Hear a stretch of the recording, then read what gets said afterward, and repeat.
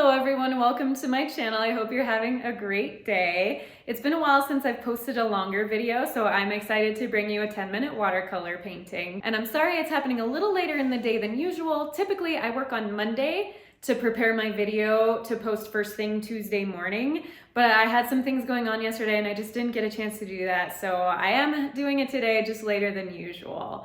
And you may notice if you've seen any of my other videos that I'm in different surroundings. I'm dog sitting this week, so it's been really fun to have Sweet Maddie over here as my companion for the week. Before I get into this video, I did want to mention my website, CoreyFrankCreates.com. If you go there, you can check out my online portfolio and also my art shop, which is on Redbubble. And I'm not sponsored by Redbubble, that just happens to be the platform I have my products on. They have a variety of things on there like phone cases, mugs, tote bags, traditional art prints, and many, many other things. I get to choose which products my artwork goes on, and then when someone makes a purchase, I get the commission from that sale. So that really helps support me. So I guess in some way this video is sponsored because it's kind of by me, but again, I'm not like affiliated with or sponsored by Redbubble. I'm just telling you about my art shop. So again, that's on my website, CoreyFrankCreates.com.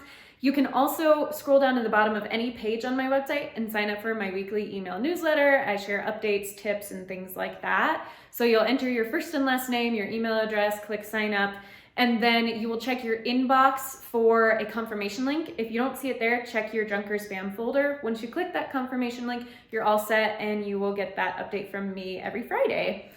So, okay, this video is a 10-minute painting. It's part of my series that involves doing a painting in a short amount of time. When you finish something in a short amount of time, it can motivate you to continue working and painting more often. It's not meant to be like a finished masterpiece or anything like that, but it is a really great practice. So I have that for you today. I worked on slightly smaller paper than I normally do, but that's what I had available, so it's what I went with.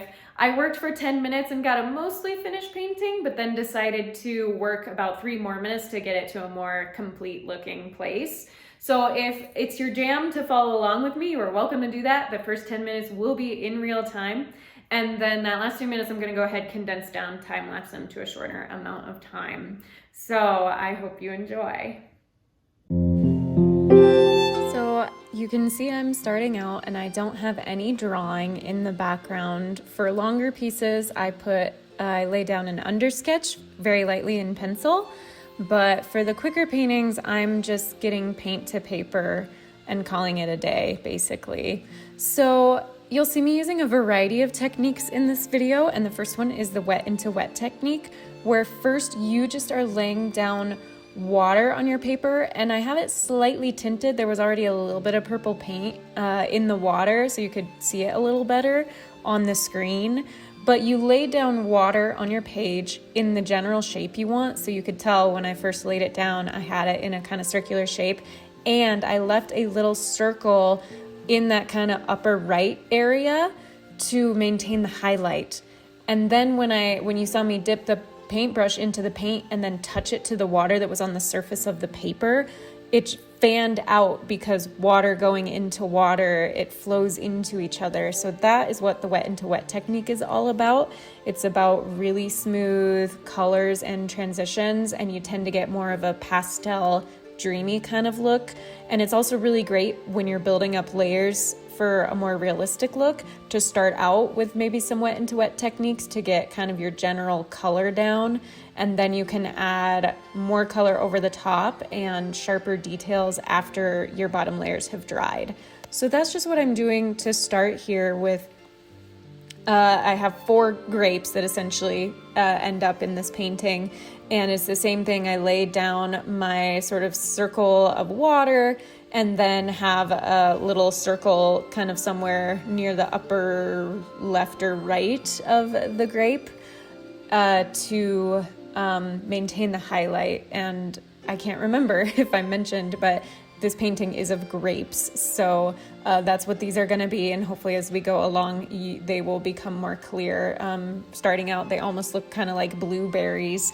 I mixed up a purplish color using ultramarine blue and alizarin crimson because they're both on the kind of cooler spectrum of things, like so alizarin crimson is almost a purpley kind of red. It has more, it's going more towards like the blue side of things rather than the orange side, if that makes sense.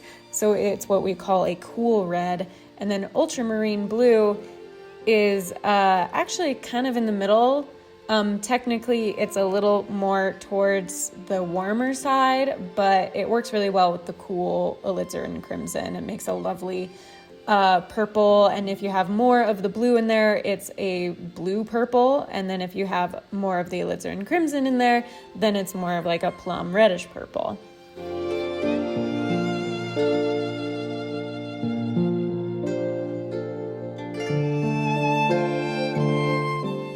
So you can see kind of the same process for each one of these, working fairly carefully and not worrying if they're exact perfect circles, because grapes are generally kind of a little oblong anyway. And that brush that I'm using is actually a size 10 round brush, comes to a nice fine point. So even though it's quite large, you can see there's a lot of bristles in that brush, it comes to a really fine point, so you can get nice fine details when you work on the tip. And right there, you saw me, I had accidentally painted over the little circle of white that I had left, the circle without water that I had left. So I dabbed up some of the water with my towel, or it's like an old handkerchief, and then went back and repainted with the water so that I would have that white area maintained. Because if you paint the entire circle shape with the water and then add your paint to that water, it's gonna be a lot harder to have a highlight because the water's just gonna go everywhere that you've already laid water down. So you wanna maintain a dry spot in the middle where your highlight is going to be. And I made the highlight a lot bigger on this one because there was more sunlight shining on it. And if you want to see the original image that I worked from, I use reference images. It helps make things look more realistic when I'm looking at something from life. Well, from life, especially if you work from life, but also from photographs. So that's from unsplash.com. They have copyright-free images on there. It's linked in the description if you'd like to see what it looks like. I am going in here now with some reddish details. Most of the underlayer has dried, but there's still some maybe slightly wet spots. Where the wet spots are, you see the color fan out a little more, and where it's completely dry, it's darker paint that doesn't fan out at the edges.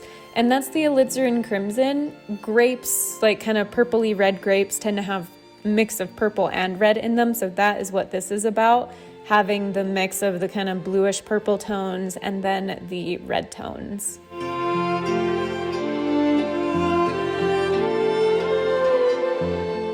And you can see when I'm working on that tip how fine lines and details I can get in there.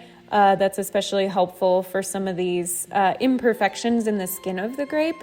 You know, grapes aren't just generally like a perfect even color. They have some kind of striations and maybe some different markings on them. So that's what I'm trying to convey with this portion of the painting, with getting some of those kind of red lines and variations of color striping.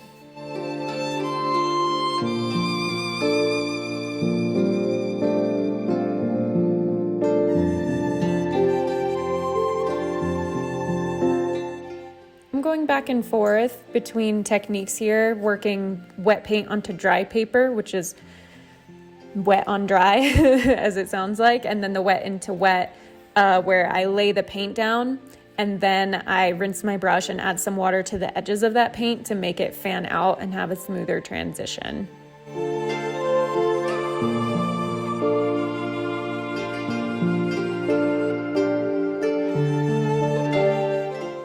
So to give these grapes more dimension, there is shadowing on the bottom sides of them, the bottom portions. And so I will eventually start adding this kind of dark bluish line about 3/4 of the way down, or 2/3. And that's kind of where the darkest part of the shadow is.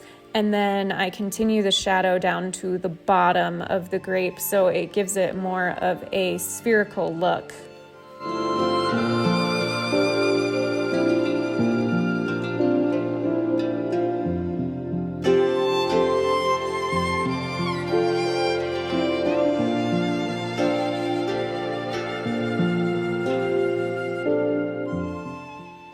I do want to note that in a shorter painting, because you don't have as much time, you may not be able to build up the color to a level of vibrancy that actually matches either the live thing you're looking at or the photograph that you're using as a reference. So, and that's okay. Really, again, as I mentioned at the beginning of this video in the intro, this is about getting paint to paper and having something that looks somewhat finished in a very short amount of time. If you have a recognizable object in only 10 minutes, that is something to commend yourself for and be proud of. So that's really what this is about, and letting go of some of our well, for me at least, I kind of can obsess over making something look as perfect as possible. And then it can be a little bit of an exercise in frustration when you feel like you're not meeting that. So when you have only 10 minutes, you have to completely let all of that go and just enjoy the process and get it to as good a place as you can in such a short amount of time.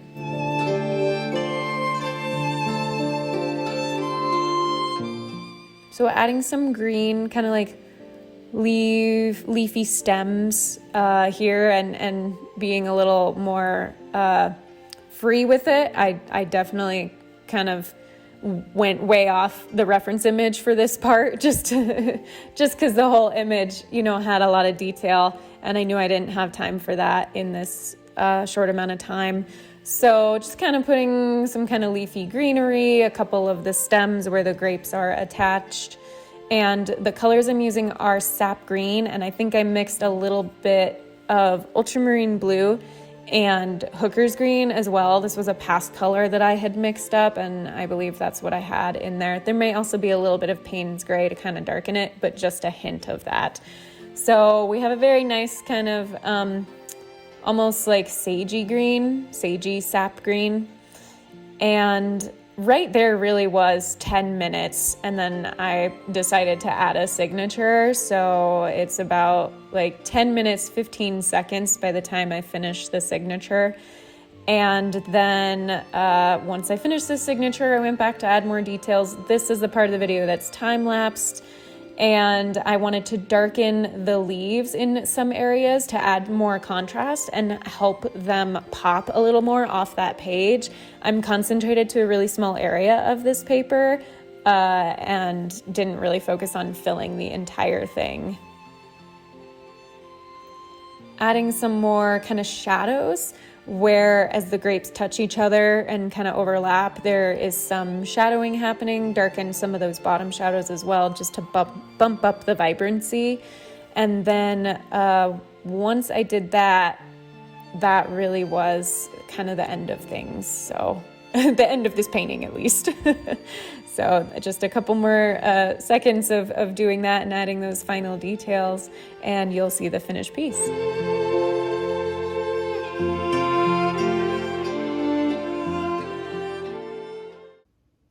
Thank you so much for watching. I hope you enjoyed that video. If you did, please give it a thumbs up. Go ahead and subscribe to my channel if you haven't already. I'd really appreciate it. Until my next video, be kind to yourself, be kind to others. God bless, and I'll see you soon.